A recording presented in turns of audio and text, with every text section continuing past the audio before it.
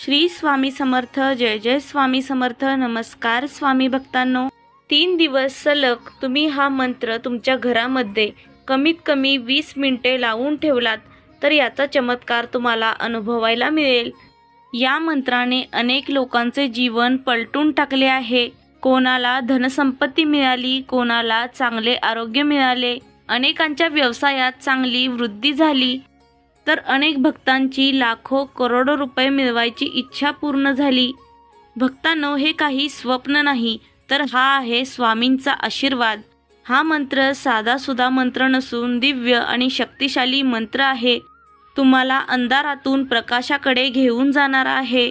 या मंत्राचा संपूर्णतः लाभ घेण्यासाठी 3 दिवस या मंत्राचा जप करा. तुमची कामे करता करता हा मंत्र तुम्ही ऐकत राहा. 3 दिवस सलग मंत्राचा जप केल्याने 4थ्या दिवशी होणारा चमत्कार तुम्ही स्वतःच पाहाल. या मंत्राने तुमच्या जीवनात आनंद, समृद्धी आणि शांती नक्कीच येईल. भक्तांनो, हा मंत्र दुर्लक्षित करू नका, कारण ही वेळ आहे नशीब जागे करण्याची. भक्तांनो, या मंत्राच्या प्रभावाने तुमच्या आयुष्यात कधीच कोणत्याच गोष्टींची कमतरता भासणार नाही. प्रिय भक्तांनो, ज्या गोष्टी तुम्हाला भविष्यात हव्या आहेत, ज्या गोष्टींची तुमच्या मनात आशा आहे, तुम्हाला एखादा व्यवसाय करायचा असेल, स्वतःचे नवीन घर बांधायचे असेल, डोक्यावरील कर्जाचे डोंगर कमी करायचे असतील, घरामध्ये शांतता हवी असेल, मुलाबाळांवर चांगले संस्कार व्हावे असे वाटत असेल, तर या मंत्राच्या जपाने या सर्व गोष्टी शक्य होऊ शकतात. कारण स्वामी माऊलींचा हा मंत्र म्हणजे एक शक्ती स्वरूप आहे. प्रिय भक्तांनो, आज हा मंत्र तुम्ही कानावर घेऊन तुमच्या हृदयात या मंत्राला स्थान द्या. या मंत्रामुळे एक आध्यात्मिक आणि चमत्कारिक शक्ती तुमच्याकडे खेचली जाईल. फक्त यासाठी तुमच्या मनात स्वामींबद्दल श्रद्धा पाहिजे, विश्वास पाहिजे.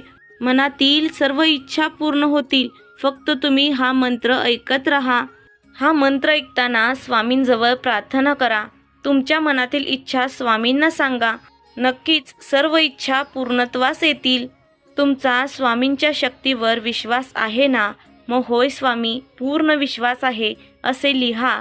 ज्या गोष्टी आपल्याला अशक्य वाटत असतात त्या सर्व गोष्टी स्वामी समर्थ महाराज आपल्यासमोर शक्य करून दाखवतात. तुम्हीही अत्यंत श्रद्धेने, विश्वासाने हा मंत्र ऐकत राहा. मंत्र जपाला सुरुवात करण्यापूर्वी एक विनंती आहे की तुम्ही जर भविष्यात असे चमत्कारिक मंत्र ऐकण्यासाठी तयार असाल तर आत्ताच आपल्या चॅनलला सबस्क्राईब करा. कारण या चॅनलवरती आपण असे चमत्कारिक स्वामींचे मंत्र जप ऐकत असतो. प्रिय स्वामी भक्तांनो, आजचा हा चमत्कारिक मंत्र पुढील प्रमाणे आहे.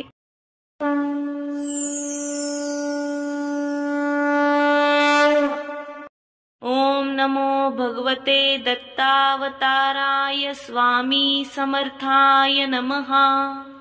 ओम नमो भगवते दत्तावताराय स्वामी समर्थाय नमः. ओम नमो भगवते दत्तावताराय स्वामी समर्थाय नमः. ओम नमो भगवते दत्तावताराय स्वामी समर्थाय नमः. ओम नमो भगवते दत्तावताराय स्वामी समर्थाय नमः. ओम नमो भगवते दत्तावताराय स्वामी समर्थाय नमः. ओम नमो भगवते दत्तावताराय स्वामी समर्थाय नमः. ओम नमो भगवते दत्तावताराय स्वामी समर्थाय नमः. ओम नमो भगवते दत्तावताराय स्वामी समर्थाय नमः. ओम नमो भगवते दत्तावताराय स्वामी समर्थाय नमः. ओम नमो भगवते दत्तावताराय स्वामी समर्थाय नमः. ओम नमो भगवते दत्तावताराय स्वामी समर्थाय नमः. ओम नमो भगवते दत्तावताराय स्वामी समर्थाय नमः. ॐ नमो भगवते दत्तावताराय स्वामी समर्थाय नमः। ॐ नमो भगवते दत्तावताराय स्वामी समर्थाय नमः। ॐ नमो भगवते दत्तावताराय स्वामी समर्थाय नमः। ॐ नमो भगवते दत्तावताराय स्वामी समर्थाय नमः। ॐ नमो भगवते दत्तावताराय स्वामी समर्थाय नमः। ॐ नमो भगवते दत्तावताराय स्वामी समर्थाय नमः। ॐ नमो भगवते दत्तावताराय स्वामी समर्थाय नमः। ॐ नमो भगवते दत्तावताराय स्वामी समर्थाय नमः। ॐ नमो भगवते दत्तावताराय स्वामी समर्थाय नमः। ॐ नमो भगवते दत्तावताराय स्वामी समर्थाय नमः। ॐ नमो भगवते दत्तावताराय स्वामी समर्थाय नमः। ॐ नमो भगवते दत्तावताराय स्वामी समर्थाय नमः। ॐ नमो भगवते दत्तावताराय स्वामी समर्थाय नमः। ॐ नमो भगवते दत्तावताराय स्वामी समर्थाय नमः। ॐ नमो भगवते दत्तावताराय स्वामी समर्थाय नमः। ॐ नमो भगवते दत्तावताराय स्वामी समर्थाय नमः। ॐ नमो भगवते दत्तावताराय स्वामी समर्थाय नमः। ॐ नमो भगवते दत्तावताराय स्वामी समर्थाय नमः। ॐ नमो भगवते दत्तावताराय स्वामी समर्थाय नमः। ॐ नमो भगवते दत्तावताराय स्वामी समर्थाय नमः। ॐ नमो भगवते दत्तावताराय स्वामी समर्थाय नमः। ॐ नमो भगवते दत्तावताराय स्वामी समर्थाय नमः। ॐ नमो भगवते दत्तावताराय स्वामी समर्थाय नमः। ॐ नमो भगवते दत्तावताराय स्वामी समर्थाय नमः। ॐ नमो भगवते दत्तावताराय स्वामी समर्थाय नमः। ॐ नमो भगवते दत्तावताराय स्वामी समर्थाय नमः। ॐ नमो भगवते दत्तावताराय स्वामी समर्थाय नमः। ॐ नमो भगवते दत्तावताराय स्वामी समर्थाय नमः।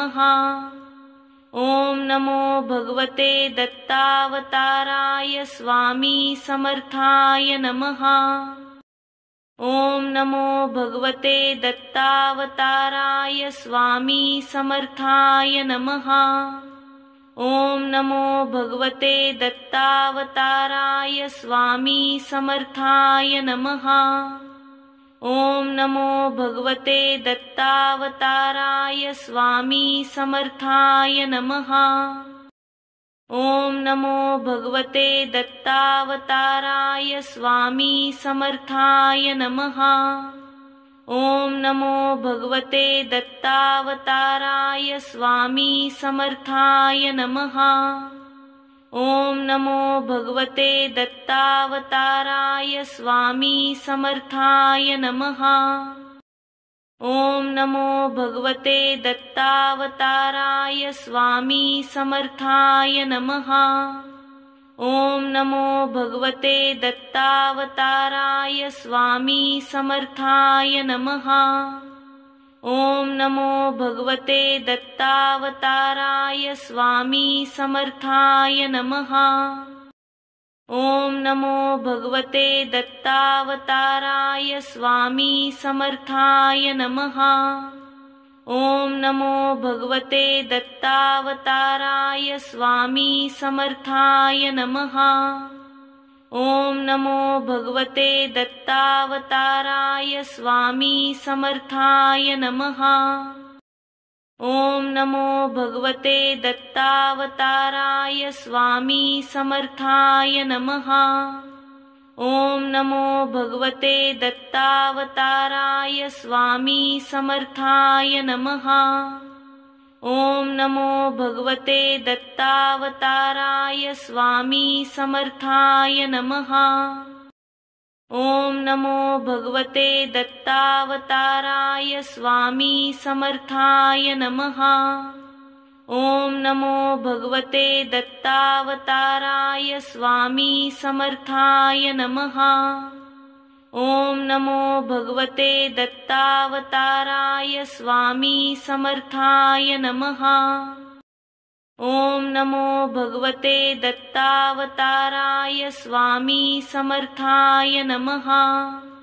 ओम नमो भगवते दत्तावताराय स्वामी समर्थाय नमः। ओम नमो भगवते दत्तावताराय स्वामी समर्थाय नमः। ओम नमो भगवते दत्तावताराय स्वामी समर्थाय नमः। ओम नमो भगवते दत्तावताराय स्वामी समर्थाय नमः। ओम नमो भगवते दत्तावताराय स्वामी समर्थाय नमः। ओम नमो भगवते दत्तावताराय स्वामी समर्थाय नमः। ओम नमो भगवते दत्तावताराय स्वामी समर्थाय नमः। ओम नमो भगवते दत्तावताराय स्वामी समर्थाय नमः। ओम नमो भगवते दत्तावताराय स्वामी समर्थाय नमः। ओम नमो भगवते दत्तावताराय स्वामी समर्थाय नमः। ओम नमो भगवते दत्तावताराय स्वामी समर्थाय नमः। ओम नमो भगवते दत्तावताराय स्वामी समर्थाय नमः। ओम नमो भगवते दत्तावताराय स्वामी समर्थाय नमः।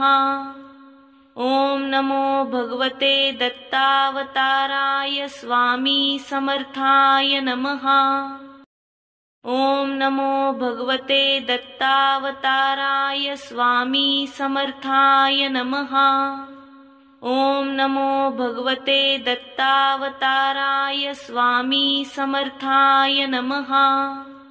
ओम नमो भगवते दत्तावताराय स्वामी समर्थाय नमः। ओम नमो भगवते दत्तावताराय स्वामी समर्थाय नमः। ओम नमो भगवते दत्तावताराय स्वामी समर्थाय नमः। ओम नमो भगवते दत्तावताराय स्वामी समर्थाय नमः। ओम नमो भगवते दत्तावताराय स्वामी समर्थाय नमः। ओम नमो भगवते दत्तावताराय स्वामी समर्थाय नमः। ओम नमो भगवते दत्तावताराय स्वामी समर्थाय नमः। ओम नमो भगवते दत्तावताराय स्वामी समर्थाय नमः। ओम नमो भगवते दत्तावताराय स्वामी समर्थाय नमः। ओम नमो भगवते दत्तावताराय स्वामी समर्थाय नमः। ओम नमो भगवते दत्तावताराय स्वामी समर्थाय नमः।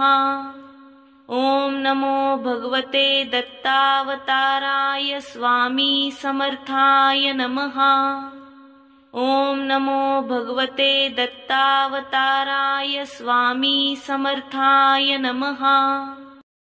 ओम नमो भगवते दत्तावताराय स्वामी समर्थाय नमः। ओम नमो भगवते दत्तावताराय स्वामी समर्थाय नमः। ओम नमो भगवते दत्तावताराय स्वामी समर्थाय नमः। ओम नमो भगवते दत्तावताराय स्वामी समर्थाय नमः। ओम नमो भगवते दत्तावताराय स्वामी समर्थाय नमः। ओम नमो भगवते दत्तावताराय स्वामी समर्थाय नमः। ओम नमो भगवते दत्तावताराय स्वामी समर्थाय नमः। ओम नमो भगवते दत्तावताराय स्वामी समर्थाय नमः। ओम नमो भगवते दत्तावताराय स्वामी समर्थाय नमः। ओम नमो भगवते दत्तावताराय स्वामी समर्थाय नमः। ओम नमो भगवते दत्तावताराय स्वामी समर्थाय नमः। ओम नमो भगवते दत्तावताराय स्वामी समर्थाय नमः। ओम नमो भगवते दत्तावताराय स्वामी समर्थाय नमः। ओम नमो भगवते दत्तावताराय स्वामी समर्थाय नमः। ओम नमो भगवते दत्तावताराय स्वामी समर्थाय नमः। ओम नमो भगवते दत्तावताराय स्वामी समर्थाय नमः। ओम नमो भगवते दत्तावताराय स्वामी समर्थाय नमः। ओम नमो भगवते दत्तावताराय स्वामी समर्थाय नमः। ओम नमो भगवते दत्तावताराय स्वामी समर्थाय नमः। ओम नमो भगवते दत्तावताराय स्वामी समर्थाय नमः। ओम नमो भगवते दत्तावताराय स्वामी समर्थाय नमः। ओम नमो भगवते दत्तावताराय स्वामी समर्थाय नमः। ओम नमो भगवते दत्तावताराय स्वामी समर्थाय नमः। ओम नमो भगवते दत्तावताराय स्वामी समर्थाय नमः। ओम नमो भगवते दत्तावताराय स्वामी समर्थाय नमः। ओम नमो भगवते दत्तावताराय स्वामी समर्थाय नमः। ओम नमो भगवते दत्तावताराय स्वामी समर्थाय नमः। ओम नमो भगवते दत्तावताराय स्वामी समर्थाय नमः। ओम नमो भगवते दत्तावताराय स्वामी समर्थाय नमः। ओम नमो भगवते दत्तावताराय स्वामी समर्थाय नमः। ओम नमो भगवते दत्तावताराय स्वामी समर्थाय नमः। ओम नमो भगवते दत्तावताराय स्वामी समर्थाय नमः। ओम नमो भगवते दत्तावताराय स्वामी समर्थाय नमः। ओम नमो भगवते दत्तावताराय स्वामी समर्थाय नमः। ओम नमो भगवते दत्तावताराय स्वामी समर्थाय नमः। ओम नमो भगवते दत्तावताराय स्वामी समर्थाय नमः। ओम नमो भगवते दत्तावताराय स्वामी समर्थाय नमः। ओम नमो भगवते दत्तावताराय स्वामी समर्थाय नमः। ओम नमो भगवते दत्तावताराय स्वामी समर्थाय नमः। ओम नमो भगवते दत्तावताराय स्वामी समर्थाय नमः। ओम नमो भगवते दत्तावताराय स्वामी समर्थाय नमः। ओम नमो भगवते दत्तावताराय स्वामी समर्थाय नमः। ओम नमो भगवते दत्तावताराय स्वामी समर्थाय नमः। ओम नमो भगवते दत्तावताराय स्वामी समर्थाय नमः। ओम नमो भगवते दत्तावताराय स्वामी समर्थाय नमः। ओम नमो भगवते दत्तावताराय स्वामी समर्थाय नमः। ओम नमो भगवते दत्तावताराय स्वामी समर्थाय नमः। ओम नमो भगवते दत्तावताराय स्वामी समर्थाय नमः। ओम नमो भगवते दत्तावताराय स्वामी समर्थाय नमः। ओम नमो भगवते दत्तावताराय स्वामी समर्थाय नमः। ओम नमो भगवते दत्तावताराय स्वामी समर्थाय नमः। ओम नमो भगवते दत्तावताराय स्वामी समर्थाय नमः। ओम नमो भगवते दत्तावताराय स्वामी समर्थाय नमः। ओम नमो भगवते दत्तावताराय स्वामी समर्थाय नमः। ओम नमो भगवते दत्तावताराय स्वामी समर्थाय नमः।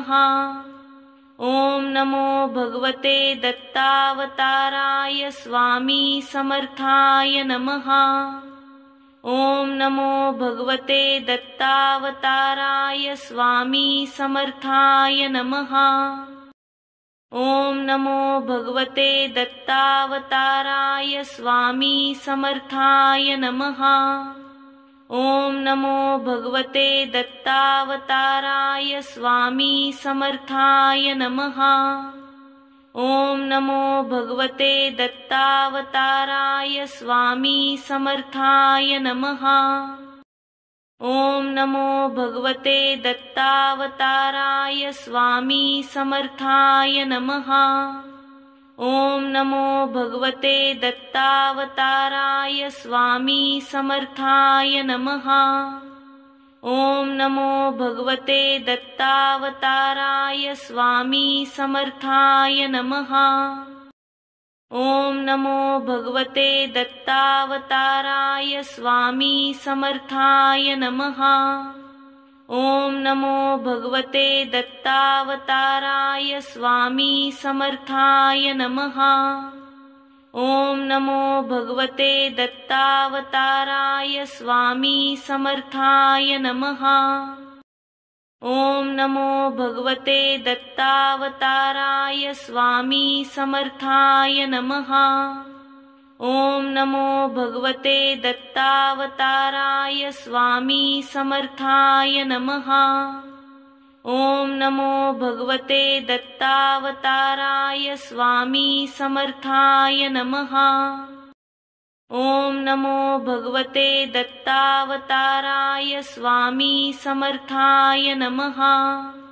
ओम नमो भगवते दत्तावताराय स्वामी समर्थाय नमः।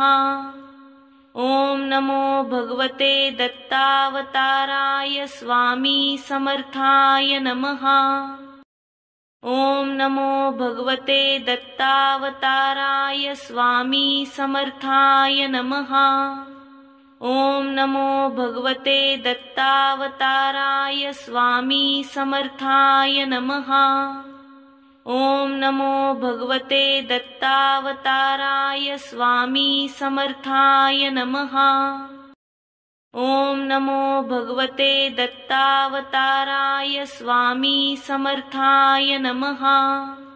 ओम नमो भगवते दत्तावताराय स्वामी समर्थाय नमः। ओम नमो भगवते दत्तावताराय स्वामी समर्थाय नमः। ओम नमो भगवते दत्तावताराय स्वामी समर्थाय नमः। ओम नमो भगवते दत्तावताराय स्वामी समर्थाय नमः। ओम नमो भगवते दत्तावताराय स्वामी समर्थाय नमः। ओम नमो भगवते दत्तावताराय स्वामी समर्थाय नमः। ओम नमो भगवते दत्तावताराय स्वामी समर्थाय नमः। ओम नमो भगवते दत्तावताराय स्वामी समर्थाय नमः। ओम नमो भगवते दत्तावताराय स्वामी समर्थाय नमः। ओम नमो भगवते दत्तावताराय स्वामी समर्थाय नमः। ओम नमो भगवते दत्तावताराय स्वामी समर्थाय नमः। ओम नमो भगवते दत्तावताराय स्वामी समर्थाय नमः। ओम नमो भगवते दत्तावताराय स्वामी समर्थाय नमः।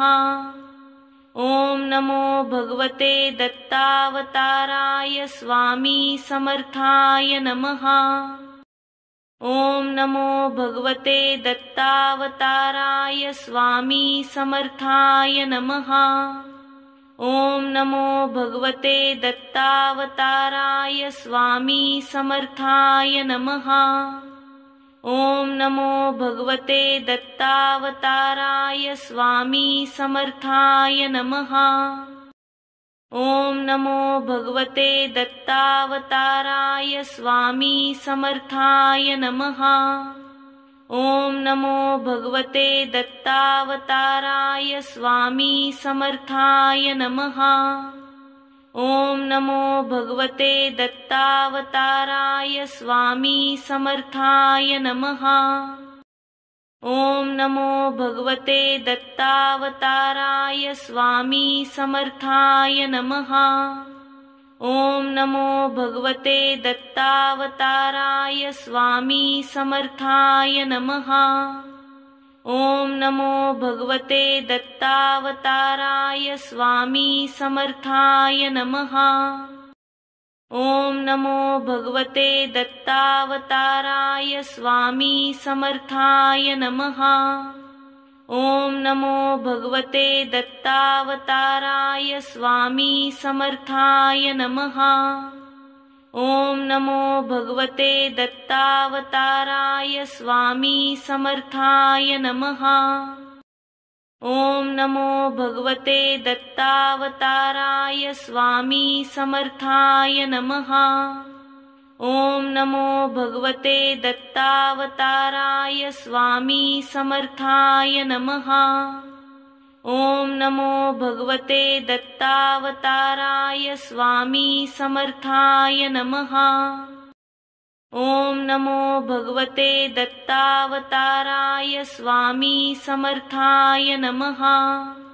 ओम नमो भगवते दत्तावताराय स्वामी समर्थाय नमः।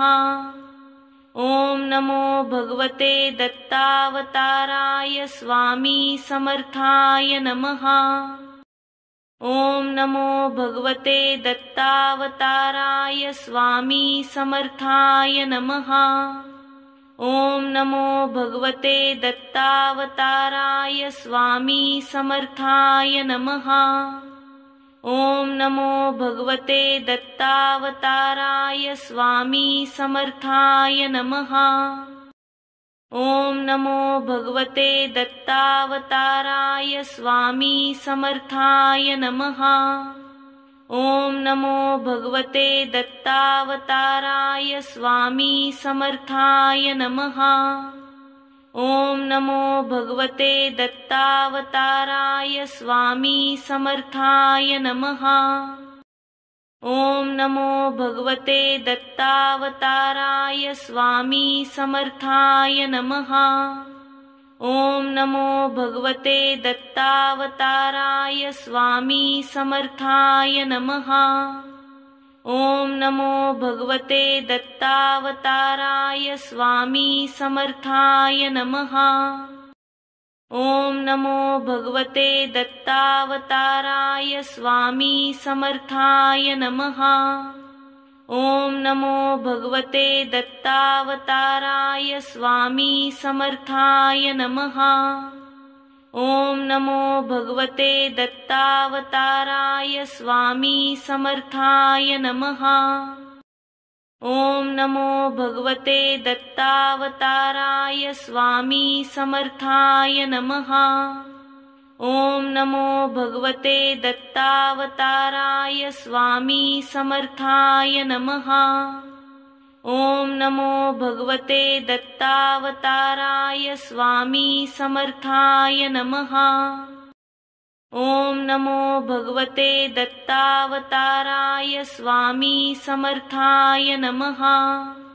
ओम नमो भगवते दत्तावताराय स्वामी समर्थाय नमः। ओम नमो भगवते दत्तावताराय स्वामी समर्थाय नमः। ओम नमो भगवते दत्तावताराय स्वामी समर्थाय नमः। ओम नमो भगवते दत्तावताराय स्वामी समर्थाय नमः। ओम नमो भगवते दत्तावताराय स्वामी समर्थाय नमः। ओम नमो भगवते दत्तावताराय स्वामी समर्थाय नमः। ओम नमो भगवते दत्तावताराय स्वामी समर्थाय नमः। ओम नमो भगवते दत्तावताराय स्वामी समर्थाय नमः।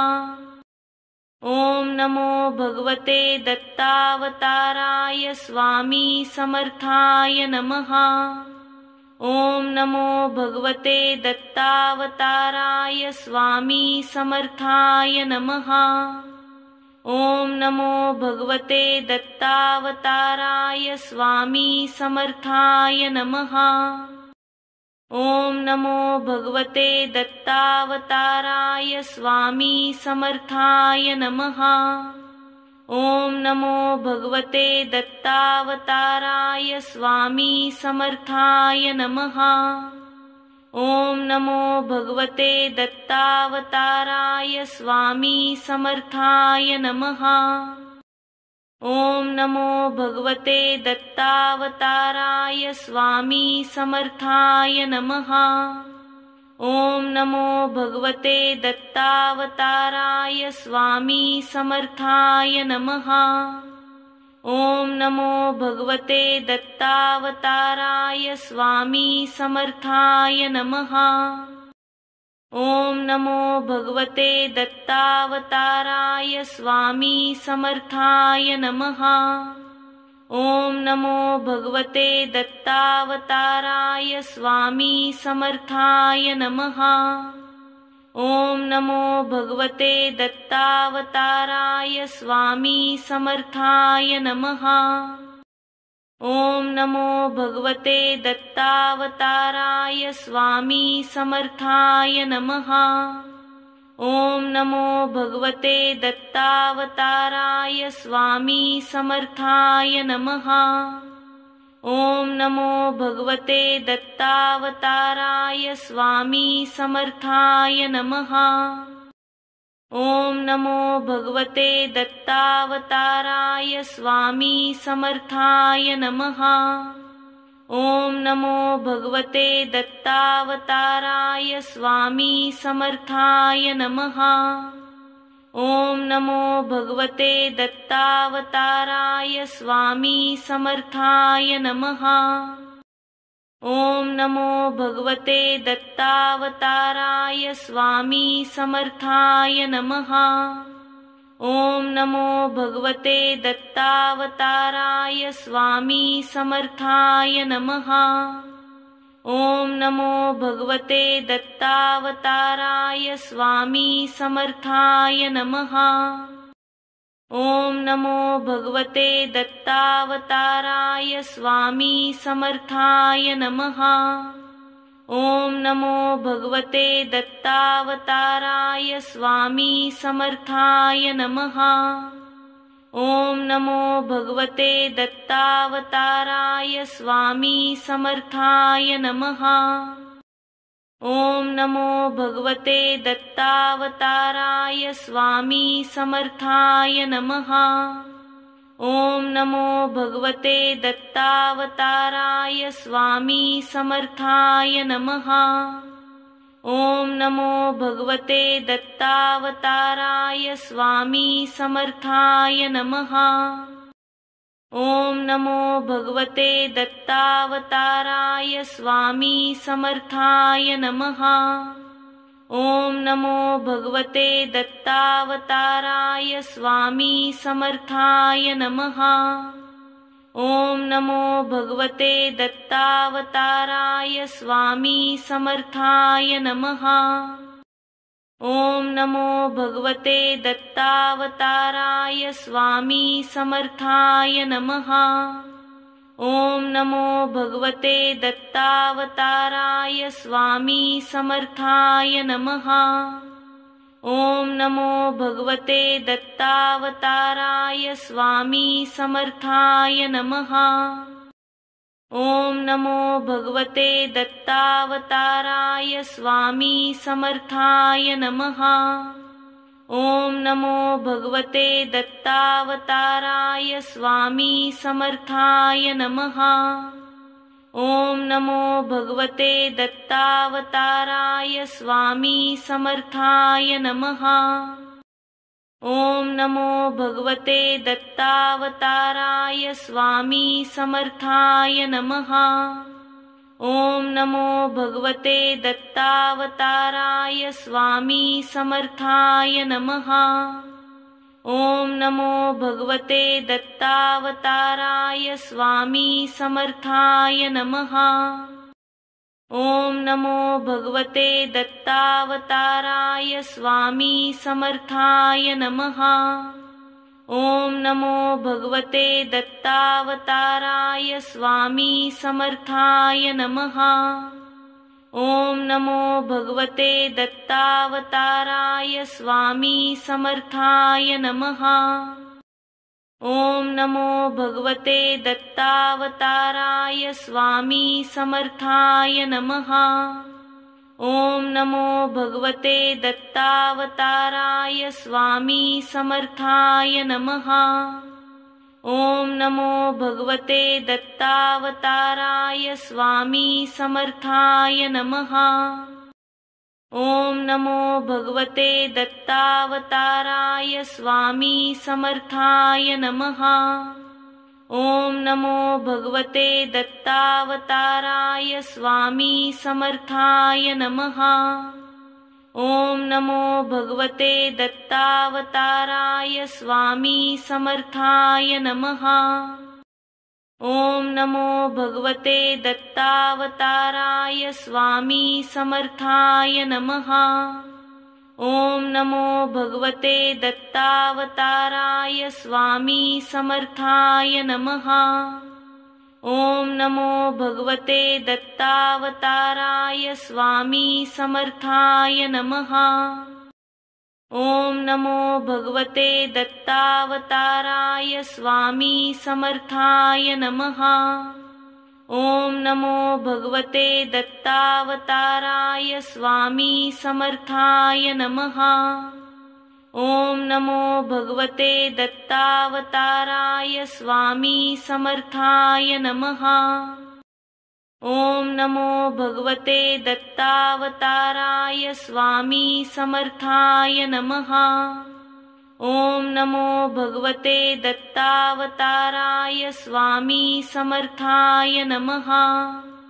ओम नमो भगवते दत्तावताराय स्वामी समर्थाय नमः। ओम नमो भगवते दत्तावताराय स्वामी समर्थाय नमः। ओम नमो भगवते दत्तावताराय स्वामी समर्थाय नमः। ओम नमो भगवते दत्तावताराय स्वामी समर्थाय नमः। ओम नमो भगवते दत्तावताराय स्वामी समर्थाय नमः। ओम नमो भगवते दत्तावताराय स्वामी समर्थाय नमः। ओम नमो भगवते दत्तावताराय स्वामी समर्थाय नमः। ओम नमो भगवते दत्तावताराय स्वामी समर्थाय नमः। ओम नमो भगवते दत्तावताराय स्वामी समर्थाय नमः। ओम नमो भगवते दत्तावताराय स्वामी समर्थाय नमः। ओम नमो भगवते दत्तावताराय स्वामी समर्थाय नमः। ओम नमो भगवते दत्तावताराय स्वामी समर्थाय नमः। ओम नमो भगवते दत्तावताराय स्वामी समर्थाय नमः। ओम नमो भगवते दत्तावताराय स्वामी समर्थाय नमः। ओम नमो भगवते दत्तावताराय स्वामी समर्थाय नमः। ओम नमो भगवते दत्तावताराय स्वामी समर्थाय नमः। ओम नमो भगवते दत्तावताराय स्वामी समर्थाय नमः। ओम नमो भगवते दत्तावताराय स्वामी समर्थाय नमः। ओम नमो भगवते दत्तावताराय स्वामी समर्थाय नमः। ओम नमो भगवते दत्तावताराय स्वामी समर्थाय नमः। ओम नमो भगवते दत्तावताराय स्वामी समर्थाय नमः। ओम नमो भगवते दत्तावताराय स्वामी समर्थाय नमः। ओम नमो भगवते दत्तावताराय स्वामी समर्थाय नमः। ओम नमो भगवते दत्तावताराय स्वामी समर्थाय नमः। ओम नमो भगवते दत्तावताराय स्वामी समर्थाय नमः। ओम नमो भगवते दत्तावताराय स्वामी समर्थाय नमः। ओम नमो भगवते दत्तावताराय स्वामी समर्थाय नमः। ओम नमो भगवते दत्तावताराय स्वामी समर्थाय नमः। ओम नमो भगवते दत्तावताराय स्वामी समर्थाय नमः। ओम नमो भगवते दत्तावताराय स्वामी समर्थाय नमः। ओम नमो भगवते दत्तावताराय स्वामी समर्थाय नमः। ओम नमो भगवते दत्तावताराय स्वामी समर्थाय नमः। ओम नमो भगवते दत्तावताराय स्वामी समर्थाय नमः। ओम नमो भगवते दत्तावताराय स्वामी समर्थाय नमः। ओम नमो भगवते दत्तावताराय स्वामी समर्थाय नमः। ओम नमो भगवते दत्तावताराय स्वामी समर्थाय नमः। ओम नमो भगवते दत्तावताराय स्वामी समर्थाय नमः। ओम नमो भगवते दत्तावताराय स्वामी समर्थाय नमः। ओम नमो भगवते दत्तावताराय स्वामी समर्थाय नमः। ॐ नमो भगवते दत्तावताराय स्वामी समर्थाय नमः। ॐ नमो भगवते दत्तावताराय स्वामी समर्थाय नमः। ॐ नमो भगवते दत्तावताराय स्वामी समर्थाय नमः। ॐ नमो भगवते दत्तावताराय स्वामी समर्थाय नमः। ॐ नमो भगवते दत्तावताराय स्वामी समर्थाय नमः। ॐ नमो भगवते दत्तावताराय स्वामी समर्थाय नमः। ॐ नमो भगवते दत्तावताराय स्वामी समर्थाय नमः। ॐ नमो भगवते दत्तावताराय स्वामी समर्थाय नमः। ॐ नमो भगवते दत्तावताराय स्वामी समर्थाय नमः। ॐ नमो भगवते दत्तावताराय स्वामी समर्थाय नमः। ॐ नमो भगवते दत्तावताराय स्वामी समर्थाय नमः।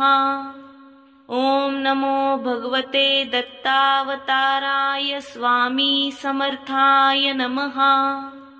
ॐ नमो भगवते दत्तावताराय स्वामी समर्थाय नमः। ॐ नमो भगवते दत्तावताराय स्वामी समर्थाय नमः।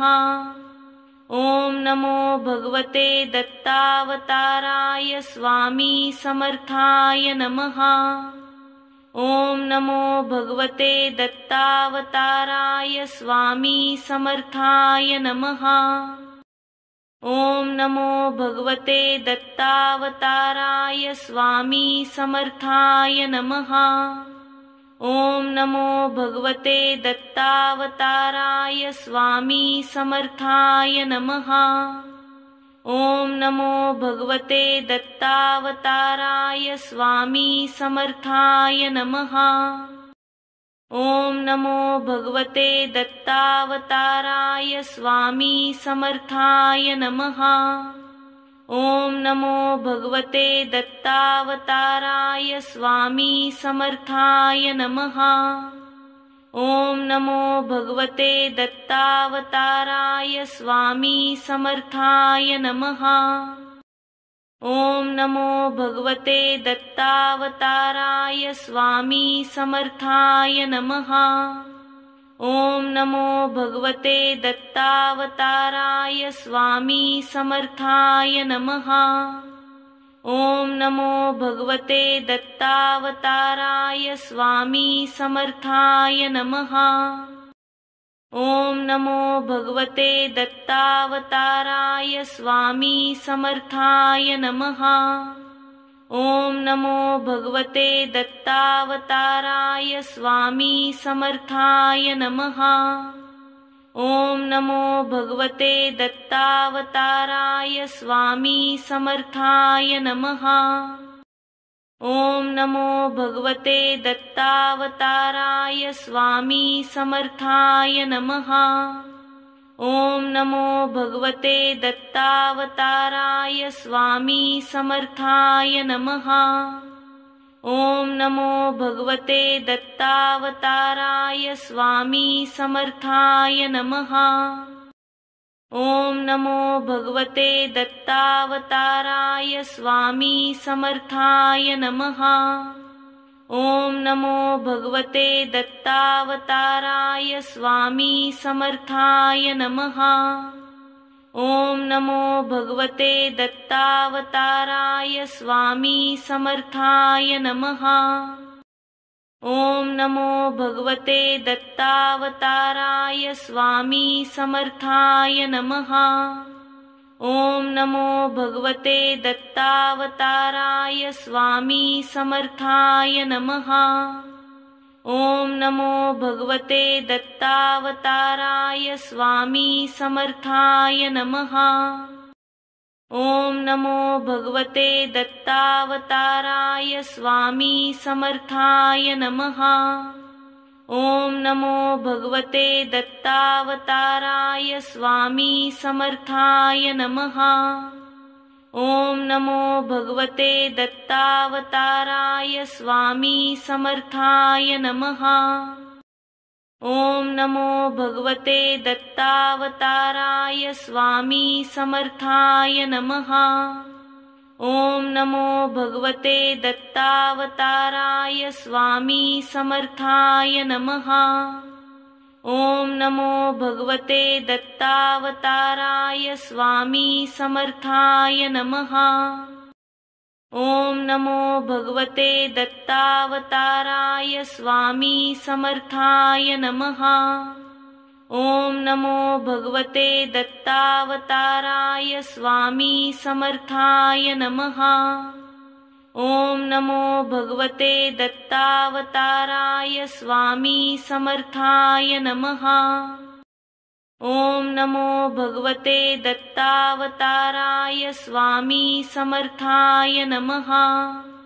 ओम नमो भगवते दत्तावताराय स्वामी समर्थाय नमः। ओम नमो भगवते दत्तावताराय स्वामी समर्थाय नमः।